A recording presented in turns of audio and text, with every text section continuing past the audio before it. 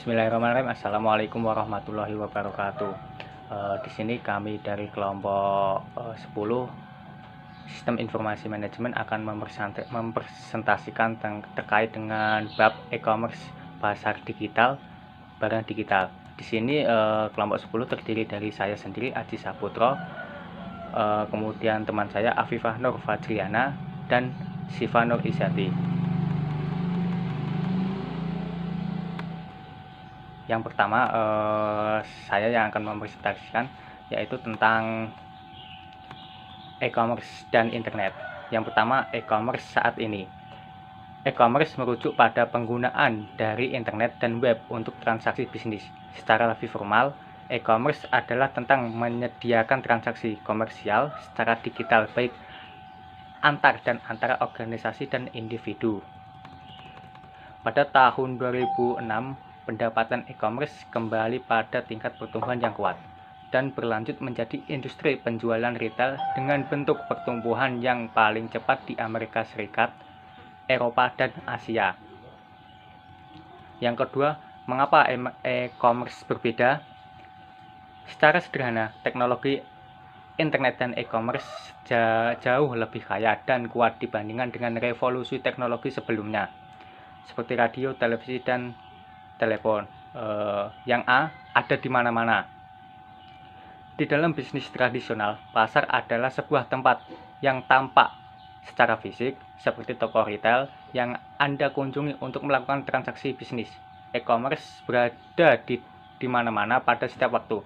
Hal ini memungkinkan Anda bertanya dari desktop Anda, di rumah, di kantor, atau bahkan mungkin saat Anda di dalam mobil sekalipun dengan menggunakan smartphone. Yang B, jangkauan global. Teknologi e-commerce memungkinkan transaksi komersial lintas budaya dan bangsa untuk mempermudah dan mengurangi biaya yang harus dikeluarkan daripada bisnis dengan konsep tradisional. Sebagai hasilnya, besarnya potensi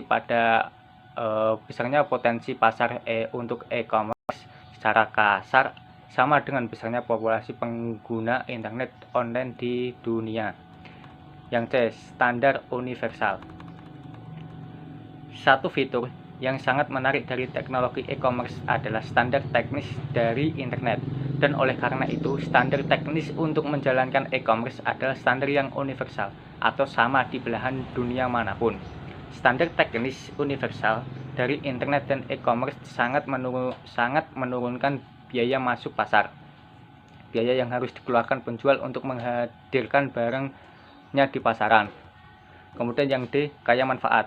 Kaya manfaat informasi mengacu pada kompleksitas dan isi pesan. Sebelum web berkembang, terdapat pertukaran antara sifat kaya dan jangkauan semakin besar audiens yang dapat dijangkau. Pesan yang dihasilkan semakin tidak kaya manfaat. Web membuat kita dapat menghasilkan pesan yang kaya manfaat dengan teks, audio, dan video secara serempak ke sejumlah besar orang. Yang E, interaktif. Berbeda dengan teknologi iklan pada abad ke-20, teknologi pengecualian pada telepon, teknologi e-commerce merupakan teknologi yang interaktif. Artinya, teknologi ini memungkinkan komunikasi dua arah antara penjual dan pembeli. Yang berikutnya, kepadatan informasi. Internet dan web sangat meningkatkan kepadatan informasi. Keseluruhan jumlah dan kualitas informasi yang tersedia untuk semua pihak yang terlibat di pasar seperti konsumen dan penjual. Kepadatan informasi di dalam pasar e-dagang membuat harga dan biaya menjadi transparan. Transparansi harga mengacu pada kemudahan konsumen dalam menemukan variasi harga di dalam pasar. Transparansi biaya mengacu pada kemampuan konsumen dalam menemukan biaya aktual yang dibayar oleh penjual untuk mendapatkan suatu produk. Yang G, personalisasi atau kustomisasi.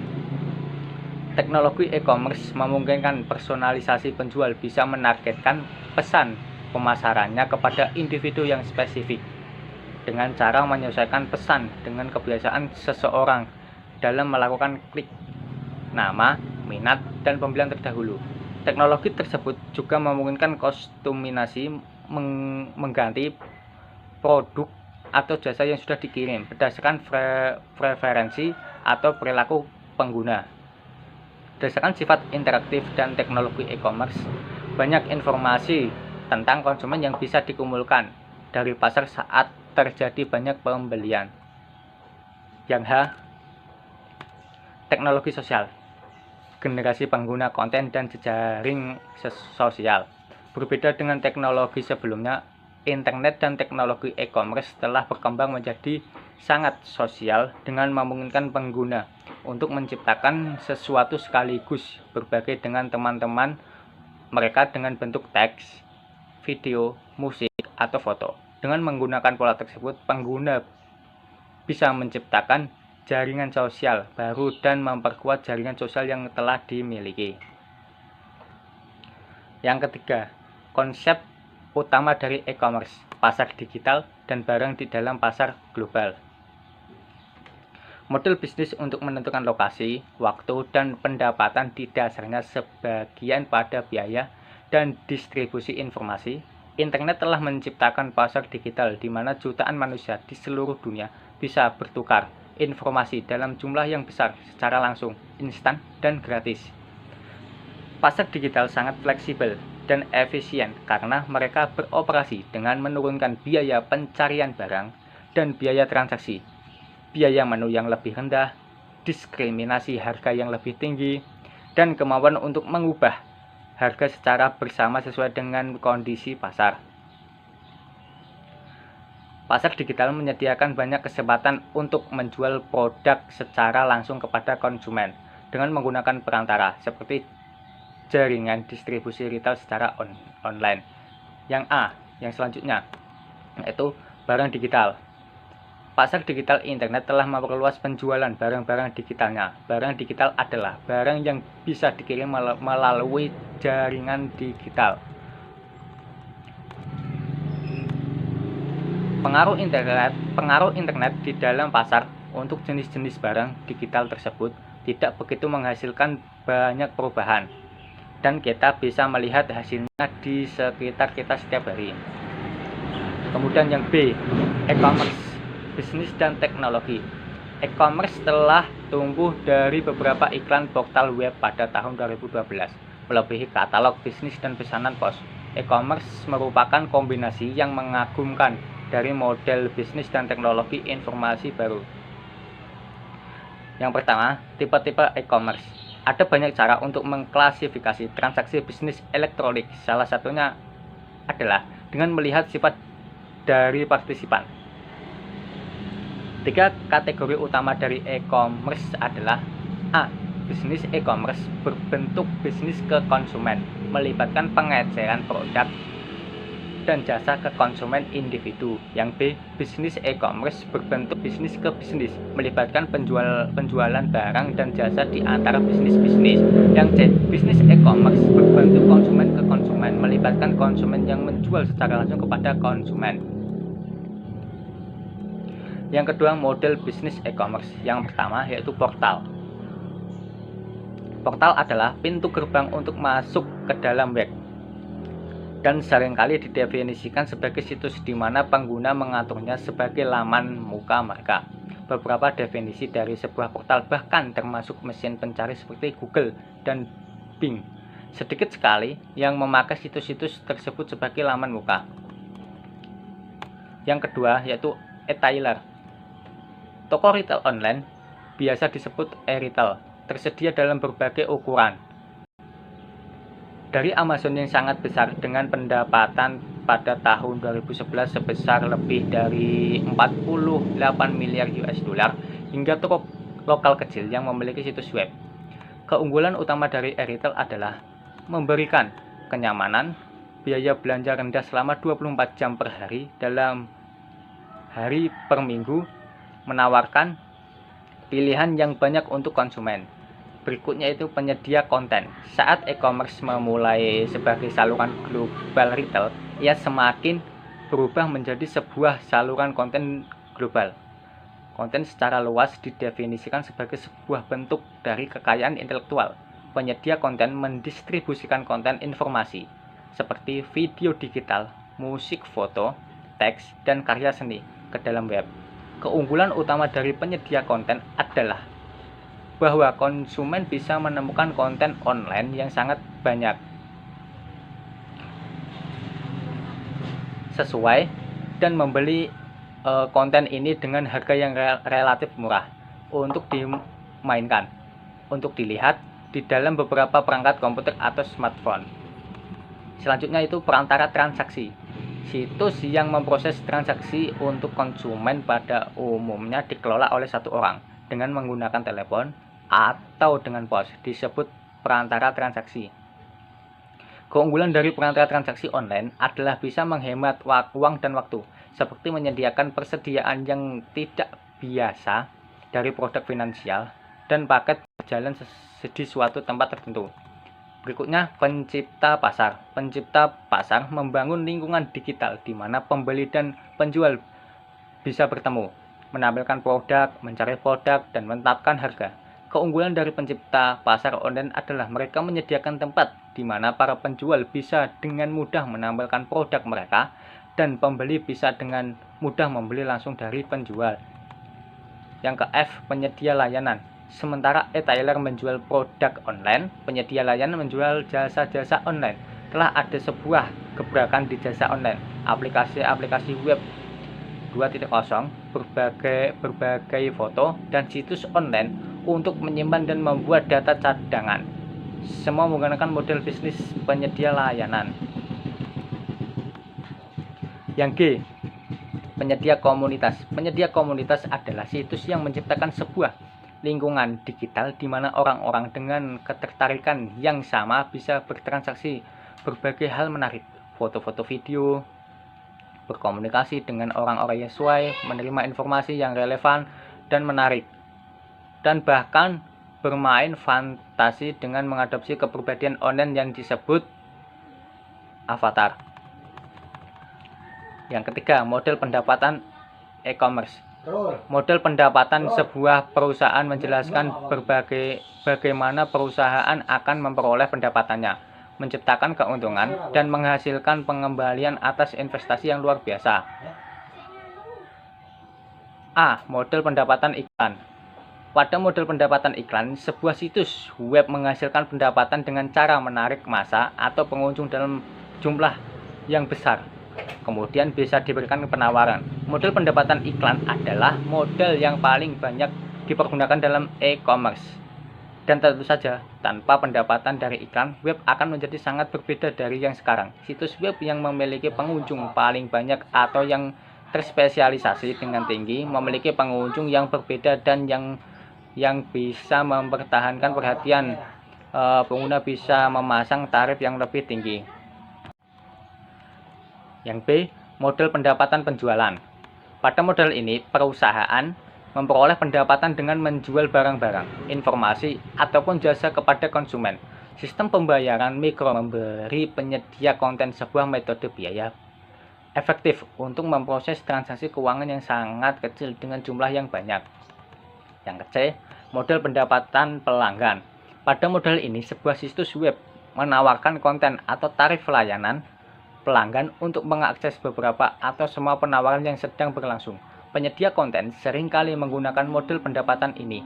Untuk menjadi sukses, model berlangganan harus memiliki konten yang bisa dipertahankan karena memiliki nilai yang tinggi, berbeda, dan tidak mudah ditemukan di tempat lain atau mudah diduplikasi. Yang D, model pendapatan free atau premium.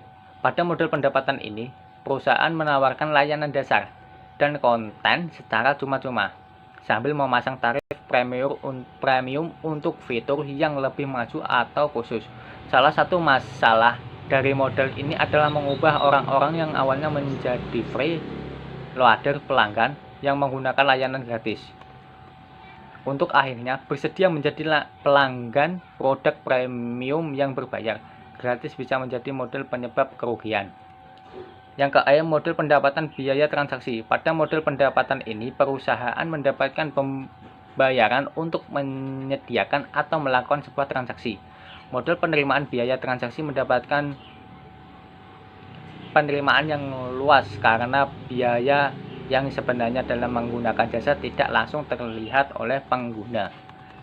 Selanjutnya, model pendapatan afiliasi. Pada model pendapatan ini, situs web mengirim pengunjung kesulitan lain sebagai imbalan dari sebuah biaya rekomendasi atau presentasi penerimaan atas penjualan yang terjadi. Contohnya, MyPoint mendapatkan uang dengan menghubungkan perusahaan dengan konsumen potensial dengan menawarkan kesepakatan spesial kepada anggotanya. Materi selanjutnya akan disampaikan oleh teman saya. Assalamualaikum warahmatullahi wabarakatuh. Perkenalkan, nama saya Afifah Nur Fajriana, NIM 098. Di sini saya akan menjelaskan tentang poin selanjutnya, yaitu jejaring sosial dan wisdom of crowds. Salah satu area dengan pertumbuhan pendapatan tertinggi dalam e-commerce adalah layanan Web 2.0. Layanan Web 2.0 yang terkenal adalah jejaring sosial. Jejaring sosial ini sendiri memfasilitasi seseorang untuk bertemu dengan orang lain secara online. Jejaring sosial yang sering diakses meliputi Google+, LinkedIn, MySpace, dan lain sebagainya. Situs jejaring sosial ini menghubungkan orang dengan ragam bisnis yang sama, membuat mereka bertemu dengan teman-teman sebagai target pemasaran mereka, sebagai ajang pencarian pekerjaan, atau hanya sebagai menambah teman baru. Komunitas online juga merupakan tempat yang ideal untuk mempraktikkan teknik pemasaran bercabang online. Pemasaran bercabang online seperti halnya pemasaran tradisional melalui mulut ke mulut. Nah, letak perbedaan dari pemasaran online dan pemasaran tradisional adalah pada pemasaran online, informasi dapat dengan cepat sampai kepada konsumen. Seluruh komunitas online menjangkau informasi secara cepat dan bisa tersebar ke orang-orang di lokasi geografi yang jauh dan terpisah. Berikutnya, the wisdom of crowds. Menciptakan situs di mana ribuan bahkan jutaan orang bisa berinteraksi, menawarkan bisnis mereka, menawarkan produk mereka, adalah sebuah cara baru untuk menawarkan dan memasarkan produk, dan untuk menemukan siapa yang menyukai atau bahkan yang tidak menyukai produk mereka. Fenomena ini sering disebut oleh wisdom of crowds. Beberapa berpendapat bahwa orang yang banyak bisa membuat keputusan yang lebih baik daripada satu orang yang ahli di bidangnya. Perusahaan juga bisa menggunakan wisdom of crowds dalam bentuk prediksi pasar. Prediksi pasar atau prediction market dikembangkan sebagai persaingan pasar yang bersifat peer-to-peer, di mana partisipan membuat taruhan dengan hasil yang spesifik. Pasar prediksi terbesar adalah Intra.com. Di Intra.com ini, pengguna bisa membeli atau menjual saham mereka dengan cara prediksi. Selanjutnya adalah pemasaran e-commerce. E-commerce dan internet telah mengubah keseluruhan industri dan memunculkan model bisnis yang baru. Tidak ada industri yang lebih terpengaruh selain pemasaran dan komunikasi pemasaran. Internet menyediakan pemasar dengan cara baru untuk mengidentifikasi dan berkomunikasi dengan jutaan calon konsumen. Dengan biaya yang jauh lebih murah dibanding dengan media tradisional, termasuk pemasaran mesin pencari, pengumpulan data, sistem pengikat, dan surel. Internet memungkinkan long tail marketing. Sebelum keberadaan internet, menjangkau massa yang banyak sangatlah mahal, dan pemasar harus fokus kepada konsumen yang paling banyak dengan konsumen yang terkenal. Banyak e-commerce menggunakan teknik penargetan perilaku konsumen. Penargetan perilaku bertujuan untuk mendapatkan clickstream atau jejak perilaku untuk melakukan klik dari individual atau ribuan situs web dengan tujuan untuk memahami minat mereka dan mengenal mereka pada iklan yang cocok dengan perilaku atau minat mereka. Penargetan perilaku terjadi pada dua tingkat. Yang pertama, pada tingkat situs web individu, dan pada beberapa jaringan iklan yang membawa pengguna dari ribuan situs web. Situs web e-commerce dan fondasi pemasaran seperti Google DoubleClick memiliki alat untuk menjaring seorang konsumen di setiap tahap melalui sebuah toko online dan lalu lintas web. Sebagaimana pembeli berpindah dari situs satu ke situs yang lain. Poin selanjutnya adalah e-commerce sosial dan pemasaran jejaring sosial. E-commerce sosial merupakan perdagangan yang mengacu pada konsep grafik sosial digital. Grafik sosial digital memetakan semua hubungan-hubungan sosial yang signifikan secara online. Grafik sosial menyerupai konsep jejaring sosial yang digunakan untuk menggambarkan hubungan-hubungan secara offline.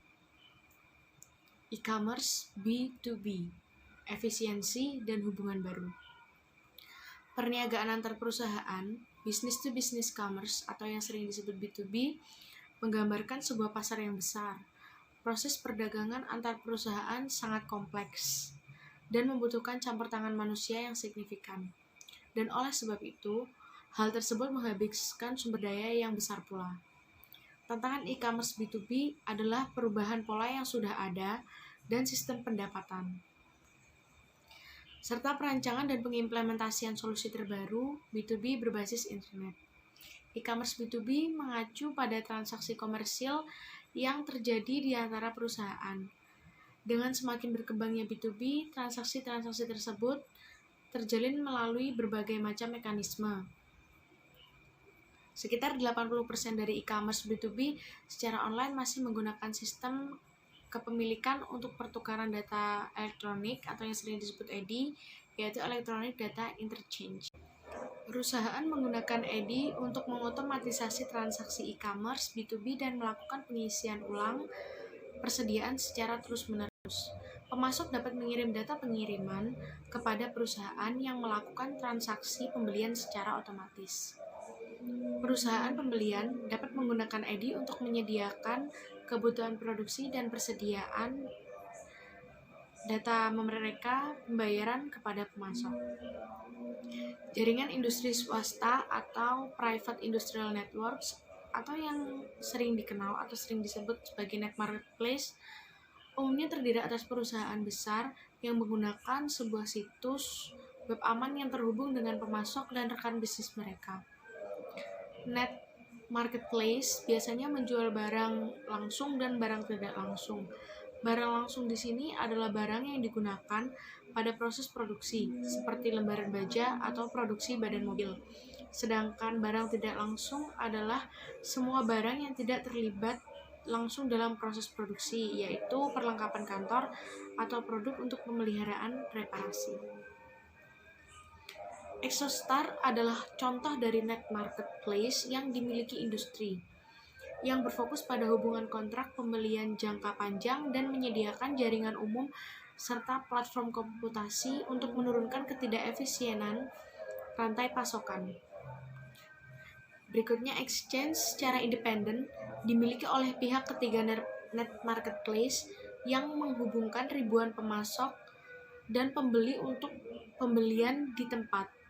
Exchange berkembang pesat selama tahun-tahun awal e-commerce, tetapi beberapa mengalami kegagalan. Dan sub pembahasan berikutnya adalah platform digital mobile atau e-commerce mobile. Aplikasi dan layanan berbasis lokasi. Layanan berbasis lokasi atau location-based service meliputi layanan geososial, geoperiklanan, dan geoinformasi. 74% dari pengguna smartphone menggunakan layanan lokasi. Hal yang menghubungkan aktivitas-aktivitas secara bersamaan dan menjadi fondasi bagi perdagangan mobile adalah Global Positioning System atau yang sering kita kenal sebagai GPS, yang memungkinkan layanan pemetaan tersedia di smartphone kita masing-masing. Layanan geososial dapat memberitahu Anda di mana lokasi teman Anda. Lalu layanan geoperiklanan dapat memberitahu Anda lokasi restoran terdekat atau minimarket terdekat. Dan layanan geoinformasi dapat memberitahu Anda harga dari rumah yang Anda cari atau petunjuk spesial yang dilaksanakan di museum yang Anda lewati. Selanjutnya, contoh-contoh dari geoinformasi, geoperiklanan, dan geososial. Yang pertama itu ada contoh dari geoinformasi, yaitu Wikitut. Wikitut adalah salah satu contoh dari layanan yang menyediakan penjelajahan khusus untuk smartphone Anda yang dilengkapi dengan GPS dan kompas di dalamnya yang mampu untuk mengidentifikasi lokasi secara tepat dan di mana ponsel Anda ditempatkan. Selanjutnya adalah geososial. Contoh dari layanan geososial itu ada Foursquare, Goala, Loop, dan penawaran terbaru dari Facebook maupun dari Google. Layanan geososial ini membantu Anda menemukan teman Anda atau bahkan sebaliknya. Dengan melakukan pemeriksaan pada layanan tersebut, memberitahu kehadiran Anda pada sebuah restoran dan lokasi yang lain. Selanjutnya contoh dari geoperiklanan. Contoh dari geoperiklanan itu seperti Killstore, perusahaan retail kosmetik like Oriflame, pengiriman penawaran spesial, dan lain sebagainya. Geoperiklanan ini menghubungkan orang-orang dan penjual lokal dalam bentuk perdagangan mobile. Geoperiklanan mengirimkan iklan kepada pengguna berdasarkan lokasi GPS di smartphone mereka masing-masing.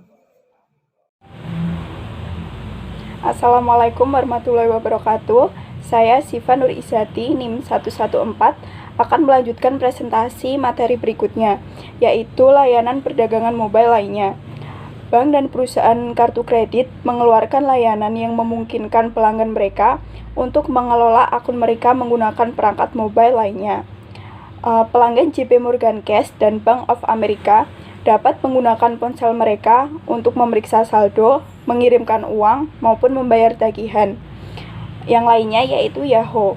Yahoo dapat menampilkan iklan pada laman mobile untuk perusahaan-perusahaan seperti Pepsi.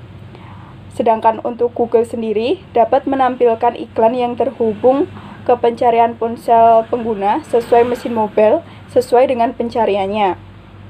Sementara Microsoft menawarkan produk spanduk dan iklan teks pada portal MSN mobile lainnya di Amerika Serikat. Kemudian ada Shopkick, merupakan aplikasi mobile yang memungkinkan perusahaan retail seperti Macy's untuk menawarkan kupon kepada orang-orang ketika mereka mengunjungi toko-toko mereka. Selanjutnya yaitu membangun kehadiran e-commerce. Yang pertama, potongan teka-teki dari situs yang Anda bangun. Mari kita asumsikan bahwa Anda adalah seorang manajer dari perusahaan berskala menengah yang memiliki 10.000 karyawan. Kemudian, manajer senior akan memberikan Anda anggaran sebesar $1 juta untuk membangun sebuah sistem e-commerce dalam waktu 1 tahun. Tujuan dari pembuatan situs ini adalah untuk penjualan dan juga pelayanan 20.000 pelanggan perusahaan yang sebagian besar didominasi oleh toko-toko kecil dan toko pembuatan logam. Kemudian bagaimana Anda akan memulainya? Yang pertama, Anda harus memperhatikan area utama di mana Anda perlu membuat sebuah keputusan. Dari tim yang Anda buat, tim itu harus membuat keputusan utama tentang teknologi, desain situs, dan kebijakan sosial serta informasi yang akan diaplikasikan di situs Anda. Kemudian, Anda juga perlu membuat keputusan mengenai perangkat keras, perangkat lunak, dan juga infrastruktur telekomunikasi. Pelanggan Anda menginginkan teknologi yang memungkinkan mereka untuk mencari produk yang mereka inginkan dengan cepat, melihat produk-produk yang Anda sediakan, kemudian membeli produk dan menerima produk yang mereka pesan dengan cepat. Anda juga harus berhati-hati dalam menentukan desain situs Anda. Setelah Anda mengidentifikasi area utama, Anda harus segera memikirkan tentang sebuah perencanaan dari proyek. Yang kedua yaitu sasaran bisnis, kemampuan sistem, dan pentingnya informasi. Sasaran bisnis merupakan fungsi atau kemampuan seperti apa yang Anda harapkan dari situs yang Anda kembangkan. Kemudian kemampuan sistem adalah kemampuan sistem informasi yang Anda butuhkan untuk mencapai sasaran bisnis. Kebutuhan informasi untuk sebuah sistem adalah elemen-elemen informasi yang bisa diproduksi oleh sebuah sistem untuk mencapai sebuah sasaran bisnis. Nah, Contoh dari analisis sistem mengenai sasaran bisnis, fungsi sistem, dan juga kebutuhan informasi untuk situs e-commerce. Contohnya ada sasaran bisnis, misalnya produk pajangan. Kemudian fungsi sistemnya yaitu sebagai katalog digital. Kemudian kebutuhan informasi digunakan sebagai teks yang dinamis dan juga katalog grafik.